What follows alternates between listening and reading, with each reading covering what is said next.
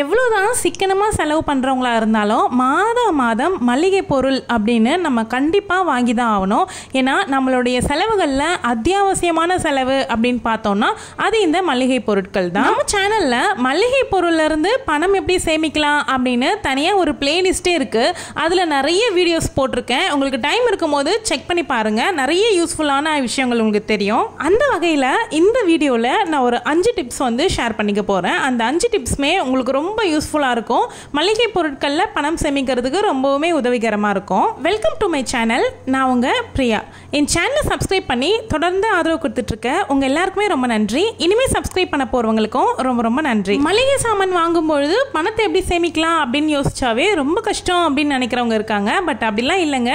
ரொம்ப ஈஸியான முறையில் சின்ன சின்ன விஷயங்களை ஃபாலோ பண்ணுறது மூலமாக நம்ம ஆயிரக்கணக்கில் பணத்தை சேமிக்க முடியும். சரி, இப்போ அந்த 5 டிப்ஸை ஒன்னொன்னா என்னன்னு பார்த்துடலாமா? ஃபர்ஸ்ட் ஒன் என்ன அப்படின்னு பார்த்தீங்கன்னா, நீங்கள் வாரத்துக்கு தேவையான மீல் பிளானை ப்ரிப்பேர் பண்ணணும். நீங்கள் வந்து ஒரு வாரத்துக்கு என்னென்னலாம் சமைக்க போறீங்க அப்படிங்கிறத யோசனை பண்ணி வச்சுட்டு அதுக்கு என்னென்ன மாதிரியான மளிகை சாமான் எல்லாம் தேவை அப்படின்னு பார்த்து நீங்கள் மளிகை சாமான், காய்கறி இந்த மாதிரி வாங்கிக்கும் பொழுது நீங்கள் வந்து திடீர்னு பார்த்த உடனே ஒரு பொருளை வாங்கணும் அப்படிங்கிற ஒரு விஷயத்த நீங்கள் யோசிக்க மாட்டீங்க. உங்களுடைய லிஸ்ட்ல என்னென்ன இருக்கு அப்படிங்கிறத மட்டும் தான் யோசிப்பீங்க. இதுவே நீங்கள் மாசம் மளிகை பொருள் வாங்குறவங்களா இருந்தீங்க அப்படின்னா உங்களுக்கு தெரியும் நீங்கள் எந்த இதெல்லாம் ரெகுலராக சமைப்பீங்க, எதெல்லாம் நீங்கள் ரொம்ப ரேராக சமைப்பீங்க அப்படிங்கிறதெல்லாம் உங்களுக்கு தெரியும். ரேராக சமைக்கிற பொருளை என்னதான் விலை மலிவானதாக இருந்தாலும் கூட நீங்கள் வந்து கொஞ்சமான குவான்டிட்டியாக வாங்கிக்கிறது ரொம்ப நல்லது. ரேட்டு கம்மி தானே, அதனால நீங்கள் நிறைய வாங்கி வச்சுக்கிட்டு அதை நீங்கள் ரேராகவும் சமைச்சிங்க அப்படின்னா கண்டிப்பாக அது வேஸ்ட் ஆகி அந்த பொருளும் பணமும் எல்லாமே வேஸ்ட் தான். அதனால உங்களுக்கு வாரத்துக்கு தேவையான மீல் பிளான் கண்டிப்பாக தேவை. அதை வாங்கக்கூடிய லிஸ்ட் அது கண்டிப்பாக வேணும். அடுத்து நான் சொல்றது என்ன அப்படின்னா, மொத்தமாக வாங்குறது. இப்போதான் சொன்னீங்க கொஞ்சம் கொஞ்சமாக வாங்கணும் அப்படின்ட்டு கேட்பீங்க. ஆனால் நான் வந்து ரேராக செய்யக்கூடிய சமையலை மட்டும்தான், அதுக்கு தேவையான பொருட்களை மட்டும்தான் கொஞ்சமாக வாங்கிக்கோங்க அப்படின்னு சொன்னேன். பட் அடிக்கடி நம்ம பயன்படுத்தக்கூடிய பொருளை மொத்தமாக வாங்கி வைக்கிறது தான் நமக்கு வந்து பணத்தை சேமித்து கொடுக்கும்.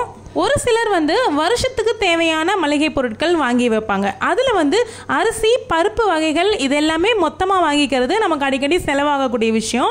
மற்ற விஷயங்கள் எல்லாமே வருஷத்துக்கு வாங்கி வச்சிங்க அப்படின்னா கண்டிப்பாக அதில் வந்து பூச்சி பிடிச்சிரும். பணத்தை செலவு பண்ணி வாங்கிறதுங்கிறது ஒரு நாள் விஷயம்தான். ஆனால் அதை கட்டி காப்பாற்றி அதை கெடாமல் பார்த்துக்கிறது நம்ம வருஷம் முழுக்க செய்துட்டு இருக்கணும். அதனால அதிகமாக பயன்படுத்தக்கூடிய விஷயங்களை மொத்தமாகவும், ரேராக பயன்படுத்தக்கூடிய விஷயங்களை கொஞ்சம் கொஞ்சமாகவும் வாங்கிக்கிறது தான் உங்களுக்கு வந்து பணத்தை சேமிச்சு கொடுக்கும். அதே மாதிரி ஒரு மாசத்துக்கு வாங்குறீங்க அப்படின்னும் பொழுது அந்த மாசம் ஏதாவது பண்டிகை வருதா, இல்ல வீட்டில் யாருக்காவது விசேஷம், பிறந்த நாள் அந்த மாதிரி ஏதாவது வருதா அப்படிங்கிறத பார்த்துக்கோங்க.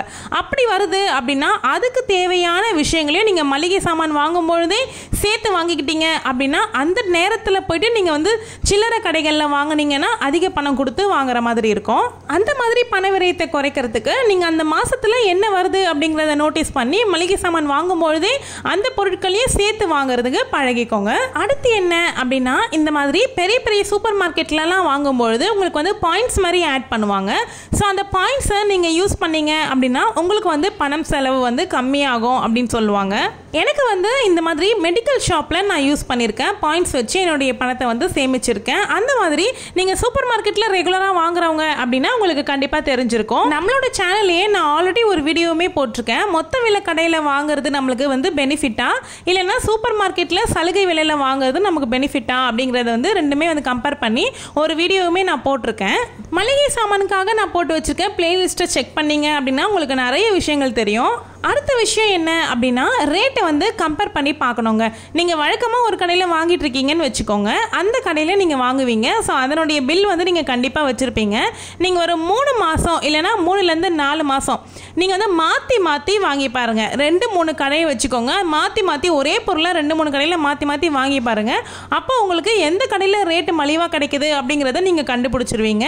ஸோ அதுக்கப்புறமா நீங்கள் அதே கடையவே நீங்கள் வந்து ஃபாலோ பண்ணிக்கலாம். அதன் மூலியமாகவும் நீங்கள் ஒரு கணிசமான தொகையை வந்து சேமிக்க முடியும் நிச்சயமா.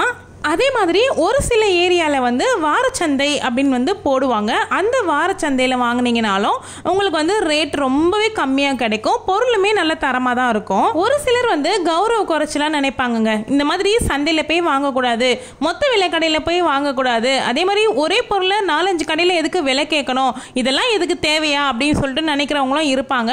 பட் நம்ம இதெல்லாம் பண்ணோம் அப்படின்னா நிச்சயமாக நம்மளால பணம் சேமிக்க முடியும். மொத்த விலை கடையிலையும் ஒரே தரமாக தான் கிடைக்குது. சூப்பர் மார்க்கெட்ல ஸ்டேஷன்லயும் அதே தரம் தான் கிடைக்குது அப்படின்னும்போது நமக்கு இங்க கம்மி விலையில கிடைக்குது அப்படின்னா நம்ம இதை தான் வாங்கணும். நம்மளுடைய வாழ்க்கை தரம் ஒரு படி மேல உயரணும் அப்படின்னா நம்ம இதெல்லாம் கடைபிடிக்கிறதுல எந்த தப்புமே கிடையாதுங்க. மிடில் கிளாஸ்ல இருக்கிறவங்க தான் இந்த மாதிரி கொஞ்சம் அதிகமா யோசிப்பாங்க. இதெல்லாம் கௌரவ குறைச்சல், இதெல்லாம் பண்ண வேண்டாம், நம்ம சூப்பர் மார்க்கெட்ல போய் கௌரவமா கெத்தா வாங்கிட்டு வந்துடலாம் அப்படின்னு நினைப்பாங்க.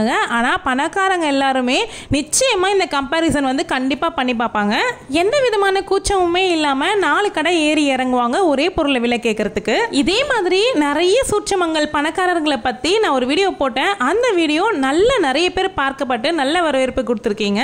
அந்த வீடியோலயுமே நான் சொல்லியிருக்க 10 விஷயங்களுமே ரொம்ப ரொம்ப யூஸ்ஃபுல்லா இருக்கும். நீங்க இன்னும் அந்த வீடியோ பார்க்கல அப்படின்னா கண்டிப்பா இந்த வீடியோ முடிச்சதுக்கு அப்புறமா நான் எண்ட் ஸ்கிரீன்ல கொடுக்குறேன். கண்டிப்பா அந்த வீடியோ பாருங்க, ரொம்ப யூஸ்ஃபுல்லா இருக்கும். அடுத்து என்ன விஷயம் அப்படின்னு பார்த்தீங்கன்னா பதப்படுத்தப்பட்ட உணவுகள். அதாவது ஏற்கனவே சமைச்சு பதப்படுத்தி விற்பாங்க. நம்மளுடைய நேரம் மிச்சமாகுது அப்படிங்கிறதுனால நிறைய பேர் வந்து இப்போ அந்த மாதிரி உணவுக்கு வந்து மாறிட்டு இருக்காங்க. அதே மாதிரி சில பொருட்கள் வந்து ஃப்ரீஸ் பண்ணி விற்பாங்க. இன்னும் சொல்ல போனா காய்கறிகள் எல்லாம் கூட கட் பண்ணி விற்கவும் செய்யறாங்க. அந்த மாதிரியான உணவுப் பொருட்கள் எல்லாமே நம்ம உடம்புக்கும் நல்லதில்லை, நம்ம பர்சுக்கும் நல்லதில்லை.